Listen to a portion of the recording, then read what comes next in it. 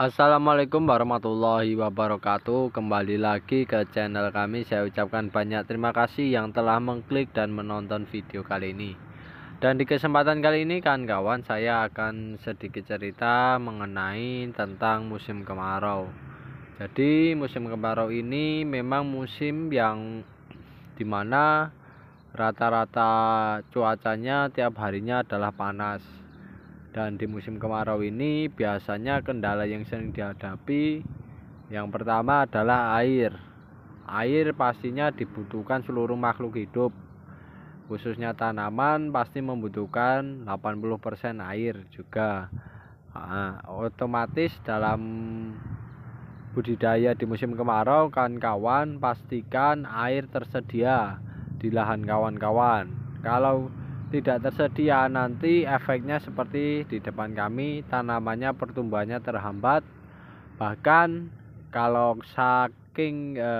sampai kekeringan ya kan, sampai kekeringan itu tanaman akan lama-kelamaan mati ya, diakibatkan kekurangan air karena tanaman harus melalui proses-proses metabolisme mereka, yaitu berupa fotosintesis, transpirasi ya, dan lain sebagainya yang terjadi di tanaman, dan itu membutuhkan cairan sendiri. Minimal kita harus menyediakan air bagi tanaman yang untuk kita budidayakan. Nah, akan tetapi selain air juga yang perlu diperhatikan, kawan-kawan juga perlu memperhatikan hamanya ya. Di musim kemarau ini memang untuk hama itu paling banyak biasanya hama-hama seperti belalang, ulat.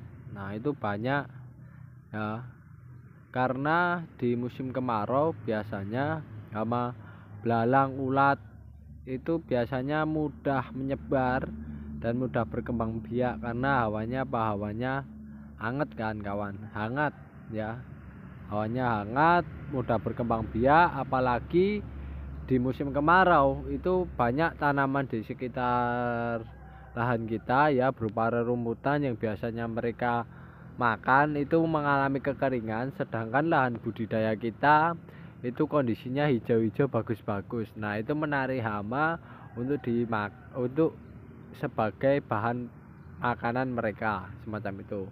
Nah, langkah yang tepat kawan-kawan kalau hamanya banyak kan bisa antisipasi dengan menggunakan perangkap ya, secara teknis budidaya, lalu secara mekanik dengan penggunaan perangkap, lalu juga ada secara biologi dengan menyediakan musuh alaminya dan sebagainya. Nah, itu hama harus diperhatikan ya kawan-kawan, bagi kawan-kawan yang budidayakan apapun itu tanamannya. Nah, budidaya apapun itu tanamannya, kalau musim kemarau yang paling banyak adalah hama. Nanti kalau musim penghujan biasanya petani itu kewalahannya di penyakit ya, dan virus ya kawan-kawan. Tapi kalau musim kemarau biasanya rata-rata adalah hama. Nah, hama itu harus kita cegah ya, agar tidak merusak lahan budidaya kita. Nah, selain itu juga di musim kemarau kendala yang terberatnya itu juga ada di tanah ya. Tanah itu mengeras ya kalau musim kemarau, mengeras, dan itu nanti menghambat pertumbuhan akar. Nah, pertumbuhan akar tidak bisa maksimal, penyerapan unsur hara juga tidak bisa maksimal, bahkan sampai meretak-retak kayak gini kan kawan. Nah, itu harus langkah yang paling tepat menurut kami ya, dengan cara diberi air ya, agar tanahnya tetap gembur, basah, tidak mengeras kan kawan, macam itu. Dan saya saranin kalau di musim kemarau itu tanamannya komoditasnya komoditas palawija atau hortikultura, itu jauh lebih cocok ya dibandingkan tanaman-tanaman yang membutuhkan banyak air seperti halnya ini padi ya, ataupun tanaman lainnya yang jelas membutuhkan banyak air. Itu menurut kami kurang cocok kalau di musim kemarau, kecuali di daerah kawan-kawan airnya bisa disediakan ya melalui saluran, melalui sumur. Nah itu enggak masalah sih kalau kami. Tapi biasanya di musim kemarau itu kalau menyediakan kayak gitu biasanya membutuhkan biaya produksi yang jauh lebih tinggi, dan biasanya juga diikuti dan dibarengi harga penjualan yang juga cukup tinggi. Nah, harga jual beras itu biasanya meningkat ketika musim kemarau. Karena apa? Karena banyak lahan di Indonesia yang di musim kemarau kekurangan air, jadi tidak bisa membudidayakan padi kan kawan, sehingga harga padi naik karena ketersediaannya sedikit, semacam itu. Dan itu pun kalau petani sini kalau di musim kemarau tidak jual kan, karena tahu harga padinya itu naik, ya tidak dijual. Karena kalau mereka jual nanti mereka beli itu malah lebih kewalahan ya. Jadi mereka pergunakan secukupnya dulu, sisanya baru dijual. Ya, kalau komoditas padi di sini kayak gitu. Karena apa? Padi di sini lahannya beda kayak di Sumatera dan lain sebagainya. Mungkin yang lahannya hektaran bisa dijual, tapi kalau lahannya cuma 1000 meter kayak gini kan kawan. Nah, cuma beberapa ratus meter ya persegi. Nah itu biasanya rata-rata orang sini cuma dipanen untuk dimanfaatkan sendiri, sisanya nanti kalau setelah digunakan sekiranya sudah cukup ya dijual, macam itu.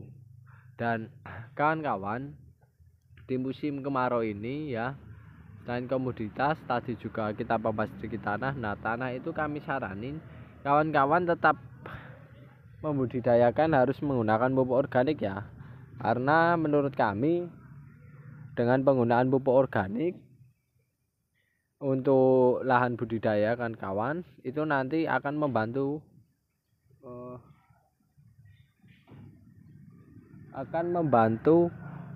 dalam proses penggemburan tanah dan penyediaan airnya. Dalam artian gini, jadi pupuk organik ini nanti kalau kan sering berikan ke lahan budidaya kawan. Nah, itu biasanya lama kelamaan kalau jumlahnya cukup banyak itu lahannya makin lama makin gembur dan makin subur.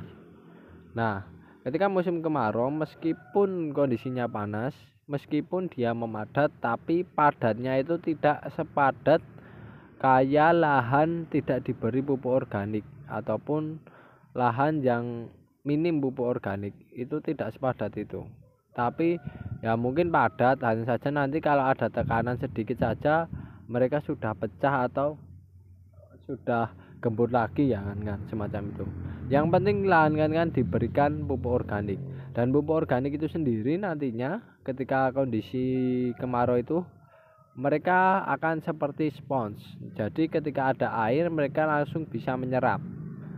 Dan jika berlebih mereka juga bisa mengembang lah, semacam itu. Tapi tidak kayak lahan yang kekurangan pupuk organik. Kalau lahan kekurangan pupuk organik itu biasanya kalau musim kemarau habis ya habis ya, jadi tidak bisa seperti spons, tidak bisa menyerap ya, sehingga ketersediaan air di dalam tanah itu tidak lembab ya, tidak bagus. Karena apa? Airnya cuma terikat oleh tanah itu sendiri, tapi tidak mampu mengikat air yang jumlahnya cukup banyak. Sedangkan di musim kemarau itu kebutuhan airnya banyak. Nah, sedangkan kalau kita menggunakan pupuk organik itu mengikatnya jauh lebih banyak. Karena dengan penggunaan pupuk organik ini akan membuat rongga-rongga lubang makro, yang dimana itu kalau di musim kemarau itu juga sangat berpotensi sekali untuk menyerap air dan menyediakan air ya kan kawan, semacam itu di lubang-lubang makro tersebut. Nah yang jelas pupuk ini seperti spons ya, kalau kan tahu sendiri spons itu kalau kering terkena air kan bisa menyerap secara kuat, besar, dan jumlahnya secara banyak. Nah begitu pula lahan kita kalau diberi pupuk semacam ini juga akan sifatnya lama kelamaan akan seperti spons ya. Yang jelas pemberian pupuk organik harus langsung diberikan, dan yang jelas harus konsisten kan kawan, lama kelamaan bagus kok. Karena saya sudah membuktikannya sendiri dalam proses budidaya pertanian secara organik. itu lahan yang dulunya tidak produktif, ya berjalannya waktu diberi secara terus menerus, bahkan hingga 1 hingga 2 tahun ke depan ya, setelah diberikan pupuk organik, itu lahannya makin lama makin subur dan makin bagus kan kawan, semacam itu. Sampai pernah saya juga itu lihat di lahan yang bekas itu masih dirawat, masih digunakan untuk pertanian organik ya, oleh organisasi kami ya. Nah itu ternyata untuk budidaya cabai pun tidak menggunakan pupuk kimia sama sekali, hasil cabainya juga bagus, tomat juga bagus, kacang juga bagus. Padahal dulunya buat untuk membudidayakan kayak bawang merah saja itu kesulitan kan kawan ya, kesulitan, kurang maksimal. Tapi dengan berjalannya waktu, dengan diberikan pupuk organik secara terus menerus, perlakuannya secara organik, ya itu lama kelamaan ternyata hasilnya malah cabai bisa, tomat bisa, kacang panjang bisa ya, dan itu hasilnya sangat-sangat luar biasa kan kawan, dan sangat-sangat menguntungkan sekali bagi petani. Nah, kami mengajak pada kawan-kawan untuk selalu ya membudidayakan dengan penggunaan pupuk organik, harus diberikan ke lahan budidayakan kawan ya. Mungkin saat ini enggak masalah ya pemberiannya berkombinasi dengan penggunaan pupuk kimia, karena pastinya kalau langsung beralih ke organik 100% ada penurunan hasil yang cukup signifikan. Nah, karena di Indonesia kondisinya orang juga butuh menghasilkan dari bertani, nah maka itu saran saya lakukan secara semi organik dan kurangilah secara bertahap pupuk kimianya, agar apa? Agar nantinya tidak ketergantungan dengan pupuk kimia, dan yang jelas dengan penggunaan pupuk organik petani jauh lebih berdaulat, dan tanaman serta tanahnya jauh lebih subur dan lebih membaik lagi ya dari hari sebelumnya. Oke, itu dulu sedikit pengalaman mengenai tentang musim kemarau yang pernah saya alami. Semoga menambah wawasan, manfaat, dan informasi bagi kawan-kawan. Dan jika ada kekurangan, kami mohon maaf yang sebesar-besarnya. Saya akhiri, wassalamualaikum warahmatullahi wabarakatuh.